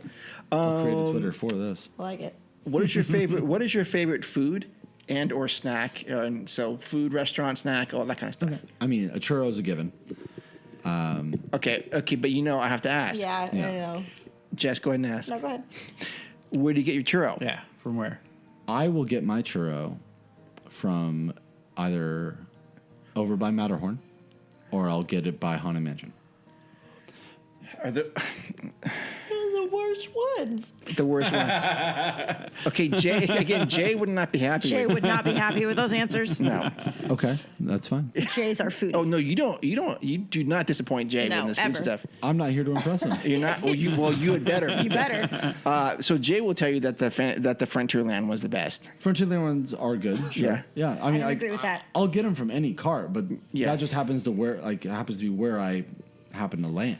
Okay. Craving. I mean, like the Tomorrowland one, I don't hit that often. I will walk through Tomorrowland, and they don't have it anymore, but I would wave at the Rocketeer guy, moving the popcorn machine. Yeah. He doesn't exist anymore. It's fine. Yeah. I'm not sad about it. Yeah, you are. But like the Fantasyland one, it tends to be my more common destination because walking through the castle, sure, there it is. But by the time I go hit a couple rides, go over to Haunted, churro cart's right there. There it is. Yeah, I'm not going to go to Frontierland to go out of my way to get a churro. But you're not going out of your way because you got to pass Frontierland the way you're going. Precisely. Yeah, see? Well, again. And you should know this if you're giving Disneyland advice to people from wrong. Denmark. I'm not From Denmark, Norway. Or Norway. As I said, I'm not going from Fantasyland to Haunted. I will go I have to walk through and then I'll go wherever. If I'm with a crew and they want to go hit, Alice in Wonderland and then go hit, Space Mountain and then go over to Haunted, I'll do that. Okay. I just have to do that. I have to walk through first, and then we can go back and do whatever. We can go to Emporium or whatever, but I'm going to go walk through the castle first. Okay. Whatever churro cart is on my way, I'm not picky. Okay. But the churros and then the I'm not going to make you happy with. Don't they taste different though? I'm not. Next time I'll get them side by side. I'll label them all. Okay. I'll try them I'll try them together. We're gonna do that. I'm down. That's gonna be expensive. It'll be an Instagram live story. It'll be great. We'll do it. Yeah. So as far as snacks, that or the Mickey face pretzels. Ooh. Over by the Hyperion Theater and Guardians That's where I'll get them. I always tear out the eyes first, and then eat the ears, and then work up. As far as actual meals go, I do like over Boardwalk Pizza and Pasta, the sun-dried tomato basil pasta. And that is, I'm going to give you credit for that because, oh my gosh, that's really good. I'd never had it until you're like, we need to go. And I'm like, okay. And we went, and I'm like, oh my gosh. And it's so good. And I had it last time I went. It's so good. Did you? Yep. Yes. I'm like, we're going. I was with Joey, and I'm like, we're going there. He's like, what are we going to do over there? I'm like, you're going to have this, Joe. He's like, yeah, it was really good. It's so good. Yeah. I love it. Another quick service one would be either the Golden Horseshoe. Oh, yeah. The chicken. The Big Thunder Barbecue, R.I.P. I know, right? But those were like my big like quick service ones. But as far as like sit down goes, I love Cafe Orleans. I like having the pommes frites there. I like going to Carthay. I like going to It's lemon. Blue Bayou. Oh, do you like it's lemon? I don't think he's ever had it. I don't think I've had It's lemon. Yeah. Those are my choices. Carthay Circle is on my list. I've never been there, but I want to go there. It is good. Okay. They had a beef tenderloin with a blue cheese risotto. That was pretty dope. And they had firecracker duck wings on their seasonal menu. Yeah, I've heard a lot about those duck wings. Yeah, those are good. Okay. But I don't mind going there just to the lounge to have a cocktail. Same with the Pixar Lounge. The cocktails there are fantastic. Lamplight? The Lamplight. Yeah, the Lamplight Lounge. Do we have food there? No. Just drinks. Yeah. Just drinks. All right. Solid answers there. Yeah, no. Okay. Is Disneyland better day or night for you? Night. Okay, night, and why and where do you want to be? The first attraction to make me absolutely love the nighttime was the Storybook Canal. Uh-oh. Jess? Because you can do it during the day, and it's great, and it's cute, and it's wonderful. But doing it at night when you go under those arches and the lights are twinkling, and it's just a much, you see the little, the miniatures along the way and the way they're lit. It's just a much more magical experience. Conversely, I do enjoy Jungle Cruise more during the day than I do at night, interestingly enough. You see more. Yeah, you see more, and it's just all torch lighted. But I think Haunted, I think has a much more of an impact at night. Thunder is better at night. That part's true. Yeah. Then what is the other one? Splash Mountain. When you come over the drop at night, when you go through all that at night is just better. Especially if you can time it with Fantasmic or the fireworks, and you can see the fireworks going off as you're coming around the bend. It's fantastic. I think overall, it's Fantasmic. It is Fantasmic. 2 exclamation points. Yes. Yeah, I think overall, more of the attractions tend to be better, at least the outside ones tend to be better at night than they are during the day, overall. And I think it's just, there's a magic of coming in for the first time, when it's day, clear skies. I always like to walk into Toontown when there's cloudless sky and call it a Toontown sky because it looks like it's painted. Yeah. But there's something about coming in the daytime and just that sunlight and that energy. But then leaving at night when you're looking at, all of Main Street, the Crystal Palace and all that, just twinkling has much more of a sentimental thing. And I think it's because you're saying goodbye. Yeah. But you leaving that in the daytime doesn't have that same impact. No. And that's a very, very solid point right there. Oh, okay. I cannot disagree at all. In fact, I'm not meant to disagree. I'm just trying to take it all in. But no, you've got some really good points there. Leaving at night it's much different than leaving in the daytime. Oh yeah, even if you're just crossing over, from Disneyland to California Adventure, you're just like, okay, yeah, we're leaving, and it's not the same. When you're leaving, Buena Vista Street, when you're leaving Main Street at night, it's a much different vibe than going into it, day or night. Oh yeah, for sure. Nighttime for both is just incredible, especially Buena Vista Street. I love Buena Vista Street. I do too, actually. I opened I was at the main entrance when they opened Buena Vista Street. And, oh really? In Radio Springs Racers, I have that little pin. Oh, nice. Cool. So nice. I got to do the cast preview for that, and to be there when it opened on the opening day was wild. But Let me magical. Ask you that. Well, do they at night? And I've seen it during the Halloween, but they use the purple lights on the trees right in the middle of Buena Vista. Is that only in Halloween, or they do that throughout the year? Hard to say. I haven't worked the main entrance in 7 years. Okay. All right. I've never noticed it. I have not. You haven't noticed the soft purple? During Halloween. In our ventures since then, I have not seen the purple lights on the trees. Okay. So that might just be a Halloween thing. Yeah. But next time I'll have to pay more attention. But I think it might just be a Halloween. Okay. Yeah, we're gonna get in DCA in a couple episodes down, but just my point is that whenever it's always good for about 6 hours for me, but as soon as the sun starts to set, I want to go across the Esplanade and hang out over there. Sure. Yeah. So my time at nighttime at DCA it's been very limited, except for the Halloween parties, which is a different vibe. Have you ever been there when Radiator Springs Racers lights up? Of course, yeah, yeah. They do Life Can Be a Dream and all that. Yeah. That's something else. Yeah, you can't. That's a feeling that you can't get anywhere else. That's true. Like, that is. Like, I remember when they opened it, like, are they going to do that? And one of the guest relations cast members I knew was like, yeah, they do that. So I was like, no way. Went over immediately. Okay. Fantastic. Fantastic. Phantasmic. TMCR. Okay, so next, since you were a greeter at the front here, this might be a good question for you. Yeah. You're going to take a guest into Disneyland for the first time. Yeah. And the scenario is, Jules, I just don't like Disneyland. It's too crowded. I don't get it. I don't understand it. I don't know what's you crazy Disneylanders are spending too much money over here. Why do I want to go? You have to take me to a spot, an attraction, a land, or whatever. It could be both. That best embodies what Walt was trying to convey with Disneyland. Where do you go? So if someone came to me with that as their opening statement, you're clearly not someone I want to go to Disneyland with in the first place. I don't know anyone that would be like, I don't get Disneyland, but take me to Disneyland. I do have a couple friends that I think they don't like crowds. Mm-hmm. They get a little anxious. They're not big Disney people, but they're big Star Wars people. So what I would probably do is I'll take them in. I would take them down Main Street and kind of be like, this is Walt's apartment. Like, this is the Opera House where they first started. They used this building first to build the rest of the buildings. Right. And like kind of give a little brief history lesson as we're going along. Yeah. And like these things that have been around for this many years and why they're still there. And then take them to Fantasyland first because I won't do anything else. And then from there, maybe pick one of these attractions. We'll ride one of the dark rides. Mm-hmm. So that's an easy thing first. You can do a dark ride. Yeah.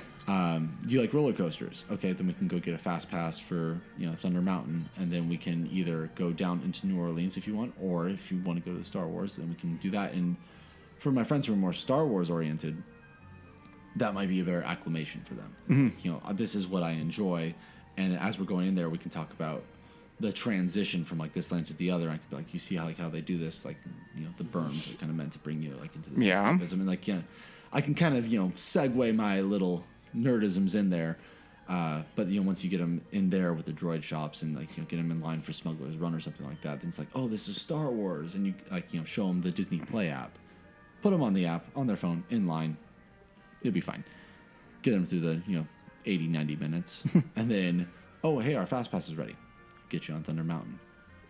Go have lunch over in Cafe Orleans or whatever, and then kind of work your way around. But find out what they're most comfortable with, like what their favorite thing is about Disney or Disneyland. Like what was your favorite movie growing up, and then kind of put them in that environment. Okay. Haven't heard that before. I have not. I'm not that thoughtful, I guess. So question is, what was your thought of Rise? Rise of the Resistance? Uh-huh. It was incredible. Okay, absolutely. Yeah. I was there tearing up right there. Okay, she was with us. No, I know, but I had not said it on here. Oh, that's right. We don't have it on tape. We're podcasting. Yes. Not everybody's gonna know. Okay. So when I went through it, I did go through it with you guys. I just was not there recorded. Yep. And we went through the entire queue, and I thought the queue was great. I thought everything was wonderful. Mm-hmm. There's a lot of detail in it that I really enjoyed. And then going. Can I do spoilers now that you guys have done the spoiler episode? No. Okay. No. Okay, that's fine. You can hint. No, totally fine. Just making sure. Yep. So the queue was great on its own, and then actually starting to interact in the attraction and be part of the attraction was just otherworldly. And when Udi was tearing up, I was tearing up right there with you, and we were just losing our minds. Yep. And lost our minds for the next day or two afterwards. And I tell people to this day, I've been to Anaheim, I've been to Orlando, and I've been to Paris, and Rise of the Resistance is my favorite attraction that I've ever been on in all three parks. Okay. And the reason why I asked that question is because I know with the shutdown, a lot of people now haven't had the opportunity. They were probably planning. So you know, sad. I know we would have. I think I would have been on it probably at least another two or three times by now again. And maybe people are watching live videos just to try to get, sate some entertainment. Yeah, and then there are those people who are still like Star Wars Galaxy, not my thing, and like Jess, but killer. but even she's kind of come over to the dark side a bit. But I want it because you're coming from a different angle, and that's why I asked the question, because I feel like there may be a level of doubt because the land isn't even a year old. The attraction is months open, and I feel like I want to make sure people understand it is that. It is. It's true, all of it. So it is. Yeah, that's why I asked. Yeah. Well, I was very cautious when I worked there.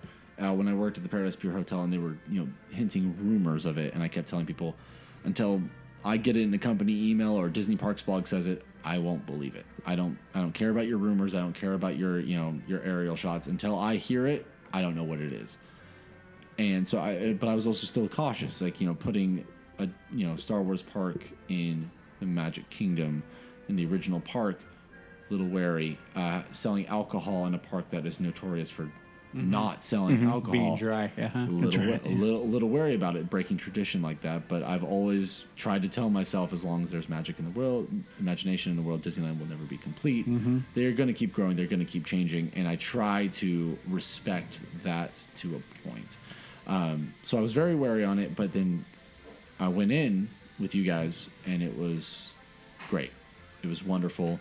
I have friends that are not Disney people, but are Star Wars people, and they are willing to go just to do that. And I've told them it's like the attraction Smuggler's Run, Rise of the Resistance, the Cantina, the Droid Shop. It's worth it.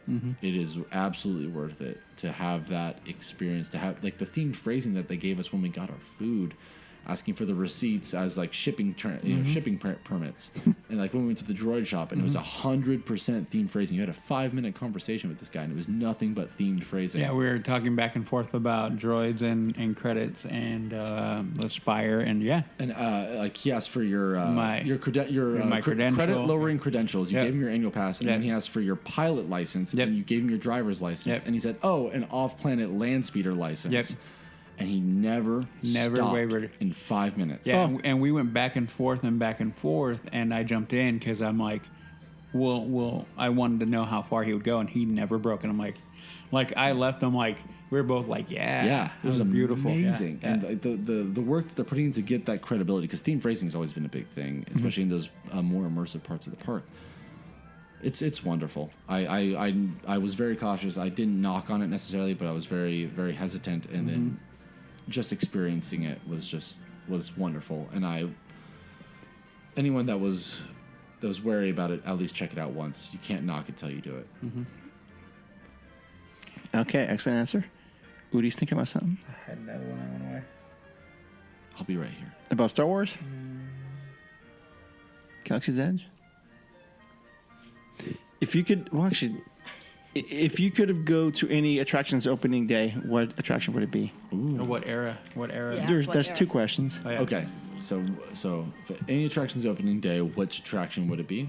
Besides Rise of the Resistance, which I felt, well, actually, it could be that. Check that one off. Yeah, that's done. That's actually a long time I've done that. Ooh, this is a great question. It's a good question. Attractions opening day. See, it's hard though, because I've only experienced so many attractions decades later that I can't even think of experiencing one. Like, say, like if you're like, oh, I want to be there July 17th, 1955. It's like, well, how much went wrong in 1955? like you don't, like, you want to be there, but you don't want to experience the difficulties of it. I would say for me, I would like to have been there opening day of Toontown. Oh, okay. I think that would have been a very interesting thing. You know, Mickey and Minnie live here. Like, this is what it is. I can't remember. Did Roger Rabbit's Cartoon Spin open with Toontown? I thought it did. I think it did. Because the movie was in fully open, 88, 89, and that would have been wonderful, to have Gadget's Go Coaster and, the Chip and Dale Tree and, like, all these things that I remember as a kid. That's back when the trolley moved. Like, to be able to experience that from the beginning as an adult and being able to, like, register that, I think that would be wonderful. Okay. So Toontown. Okay, gotcha. And if you could be at the park at any era, any time, what time would it be? Like what decade or what year? Okay.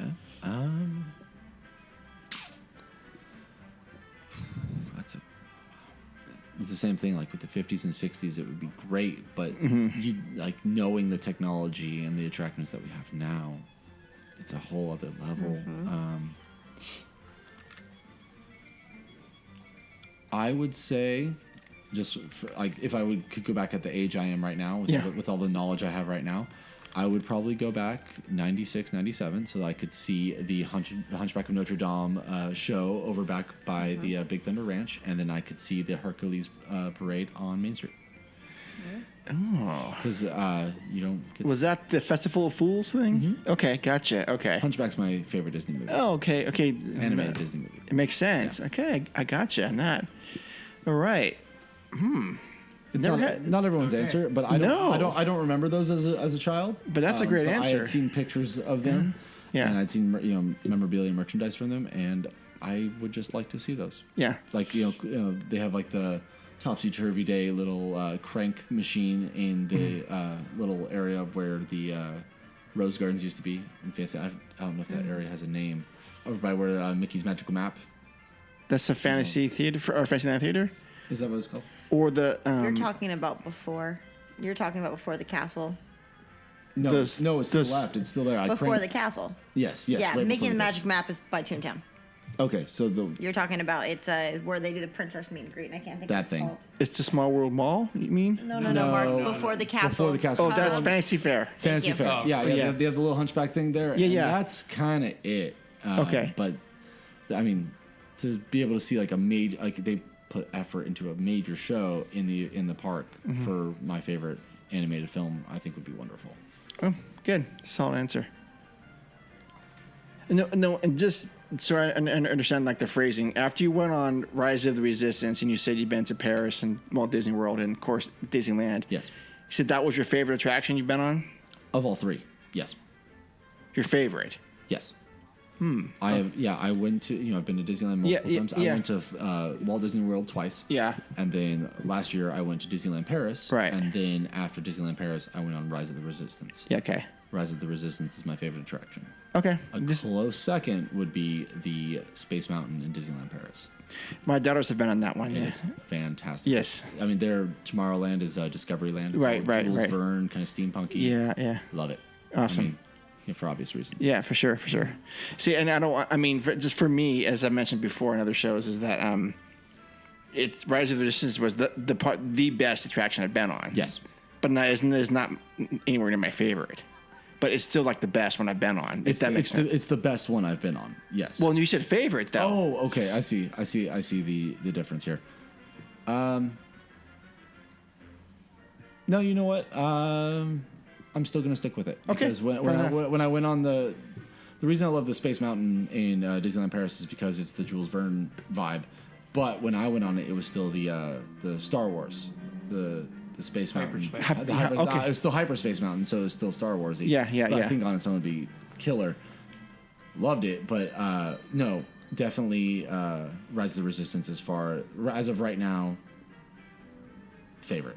Okay. Favorite. It's the pinnacle of technology and immersion that Disney has achieved. Okay. To my knowledge, without going to Shanghai, Hong Kong, and Tokyo. Okay, gotcha. Solid answer. Udi, what is your answer for that?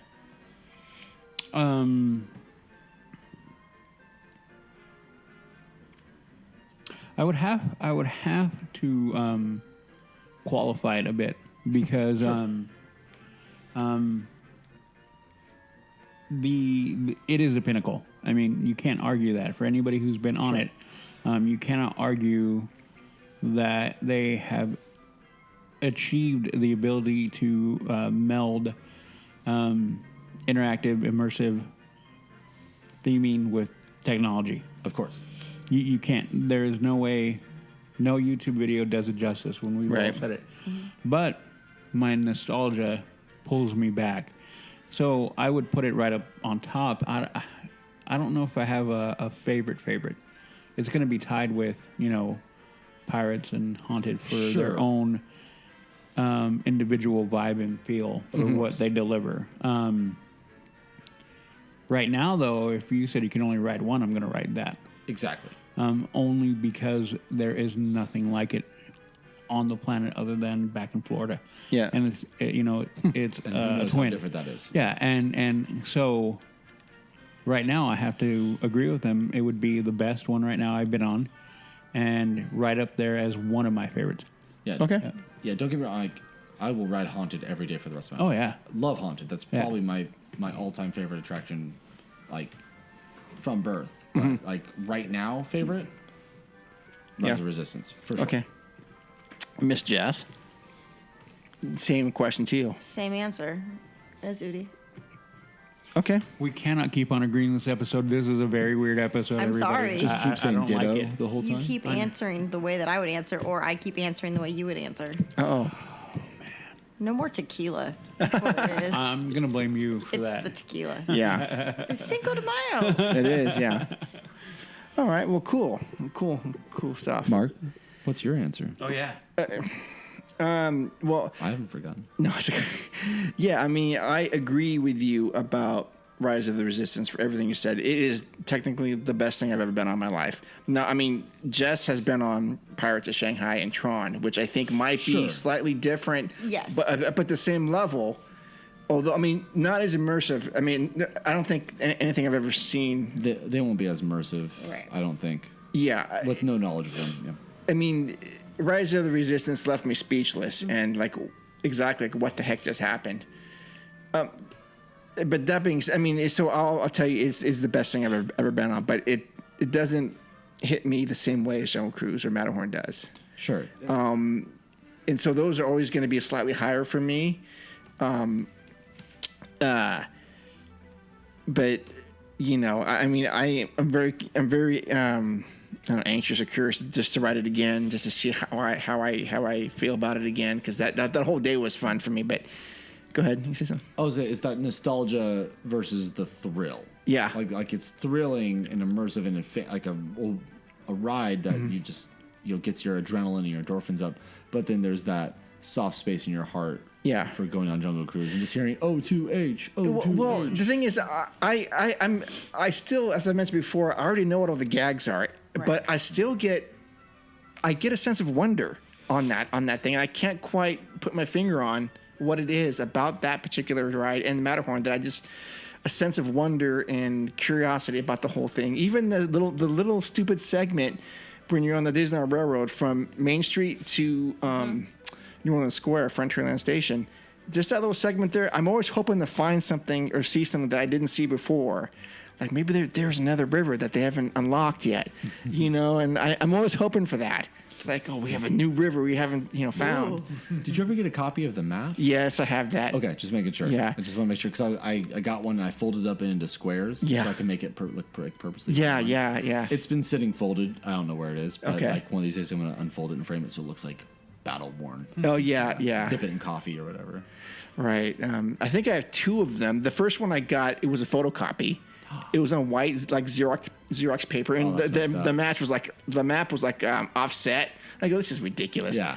And then, but I think the next couple of times I had gone, I'd forgotten to ask for it, but then I asked for it again, and I actually got it, and it was on the brown paper. Yeah. Yeah, which is the more textured. Yes, yeah. I have to find that one somewhere. But anyways, yeah. So I mean, for me, so all three of those are pretty high, and I just can't wait to go back again. Dude, I'd even go on Grizzly River Run right now. That's how ridiculous it is for me. Nope. Yes, you would, Jess. Heck We'll no. get you 3 Jack and Cokes and put you on the backside. It'll be great. Frozen Jack and Coke.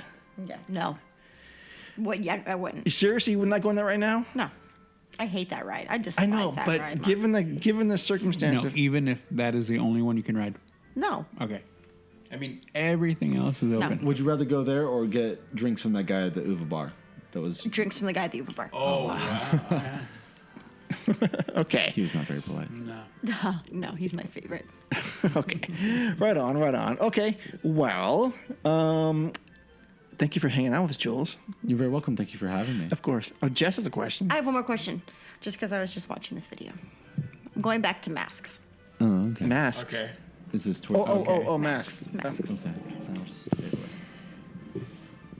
Parades. Parades and fireworks are a big question, aren't they? Why are fireworks a question? They don't carry the corona. No, people together. No. That's we're not talking about. I'm talking about the characters. Oh, yeah. in the No, parade. you can't. They just might delay parades. Interactions with face characters. They might delay that as well. Yeah, they may not have that stuff. Just asking. But the omission of those events is, are you willing to go to a park without those things? No. No. Oh, I'm totally down to not meet face characters. I don't. It's not about meeting them. It's about seeing them and the having them around. interaction Yep. there with the other children Yep. and just having them there. Yep. You can't have Disneyland without Mickey Mouse. And I understand, and I know, yes, we know what Mickey is, but I'm just saying, like, that's what it is. You're taking away that dynamic, and that is such a big dynamic. You cannot remove that and still have the immersive experience that you want. Yep. Maybe they won't have They the might- meet and greet, but maybe they will be floating around. Yeah, that's what exactly what I was going to say. Maybe But they'll you have walk to in. stay 6 feet away from them. They'll say, How do you "Oh." explain that to a 3-year-old? Yeah, no, I don't know. You have a host that's like, oh no, like, and just kind of. Well, I no, don't know, I know that, Here, okay, I'm gonna go scientific. A 3-year-old, 5-year-old, 6-year-old, 8-year-old, the chance of them getting ill is like minuscule, from what I'm understanding, and them getting severely ill is almost like infinitesimal. So the odds are ever in your favor that they'll be fine. Well, no. with a hug and whatnot. But I don't know. Again, Right. But are they What do you willing- do? But if are the they willing kid to- has it and carries it and gives it to the character. and that's not something I think no, they'll risk. and then that would be procedural when they're backstage. How they take it off and clean it would be there. But what if you cough and the kid like coughs or sneezes in their face? And that's not something As a I, character. That would be a screen. You could have another screen in there. I'm talking about face characters. Oh, face characters. Oh yeah. Yeah, I'm not talking that's about. what I'm saying. not talking about those. If they're willing to risk got that, it. risk that for their employees, then I don't have respect for that. I don't know. I Good question. wouldn't want to put. I would not Good put question. my employees at risk for that. Good question. We'll find out. Okay, thank you and good night. Drops a grenade in the room, like bye bye. I was just curious. No, good question. And then, like we were talking about earlier, all things that need to be addressed. Yes, they are. And how much do you give? And how much, as a consumer, do you accept? Jess, which I think is going to be a snide remark, but Jess. I'm changing topics. Okay. Udi watched Frozen 2 Oh, you did? It's true. here Well, on this couch. watched is a loose term. We did a drinking game Did he cry? for it. No, but he did enjoy a song. One song, the '80s. The one. 80s music video. Yeah, he enjoyed that. Is that the end or something? No, it's right in the middle. It's called Lost in the Woods. Okay. And only because it's a straight up 80s music video. And it was so good. It was good. Hold on. Okay. Okay. I'm done now. I just wanted I the know, listeners to know that he watched. I know it may sound weird, but it was better than the first one. I agree. There was more of a storyline. Yeah, we had to talk about that. Yeah. Yep. And if people want to have that question me on it, yeah, better. Ooh, he could do like a thing for our Patreons. About why Perfect. Frozen 2 is better than Frozen? Yes. Okay. Oh, That'd they be get a your- kick what- out of it. What is it? A soapbox? It's Is that what Udi's you used to do? soapbox. Yeah. Yeah, Udi soapbox for the Patreon listeners. Do it. I'll be Udi. Do Do it. it. Okay. He's thinking about it. He think will. about He it. will. Because now my mind is running like, We'll get you I another actually- margarita. And then- I could actually.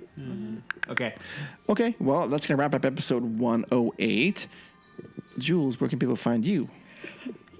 Or do you not want to be found? I don't want to be found. He doesn't Okay. like to be found. I mean, I have social media. I believe I want to say my Instagram and Twitter are at Jules Caldera, Okay. JulesCaldeira. But I don't go on unless I'm checking notifications. I don't think I've posted on either of those in years. Okay. So if you want to find me, find me. Don't know if I'll, I don't have much to say though. You don't? You can, if you can't find me that way, find me through one of these guys, and I'll answer any questions you have as well. Oh yeah.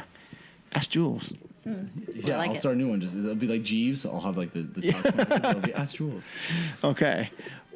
Jess, where can people find you? Oh man, let's see. My Instagram is Storybook Jess. My Facebook's Jessica Farfan, but send me a message because I won't accept your follow or your request if you don't tell me you're from the podcast.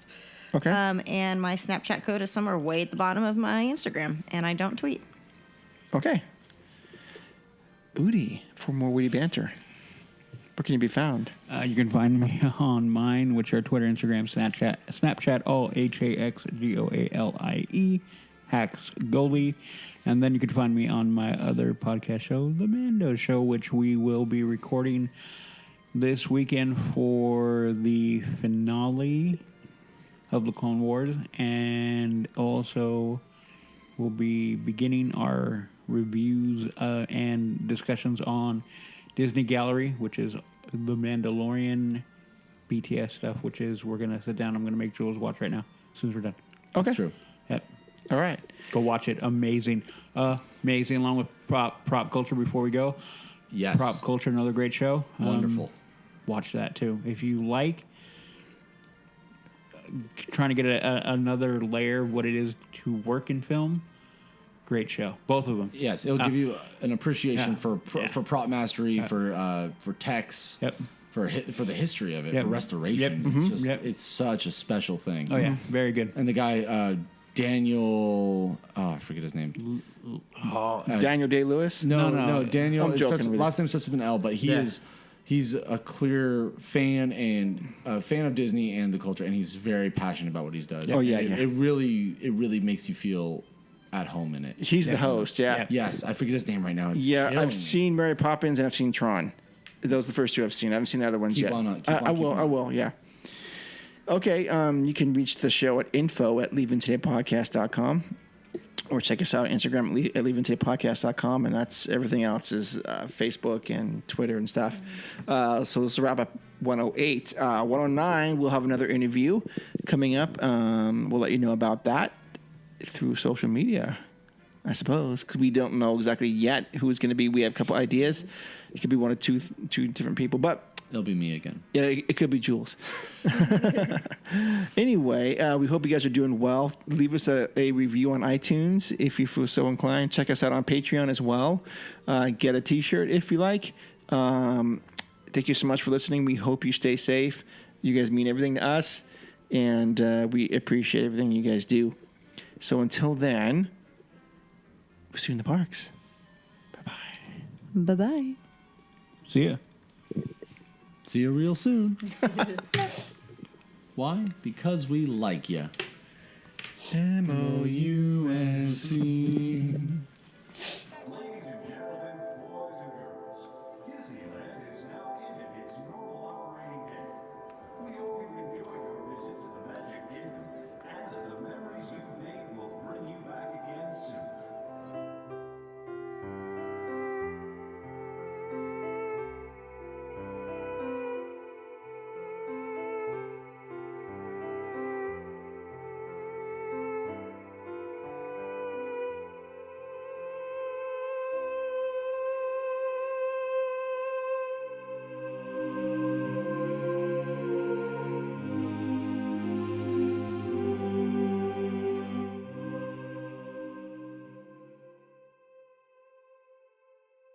I will give you one. Not that one. Pick a different one. Wow, these are smaller than I thought. That's what she said. No bed sheets. Why are you yelling at me? Because I like yelling at you. You have to give me two. Nope. One from the back. God, you're so slow. Baby, that looks better than mine. Nope. Let me see it. Nope. Let me see it. You know, if I take it off, it locks and no one can touch it. That's fine. I'm not gonna. You don't have to take it off. Oh my God, but you make me hot. It's so close, I can feel it. Kitty. It's like a breath of fresh air. Boy, was my face red.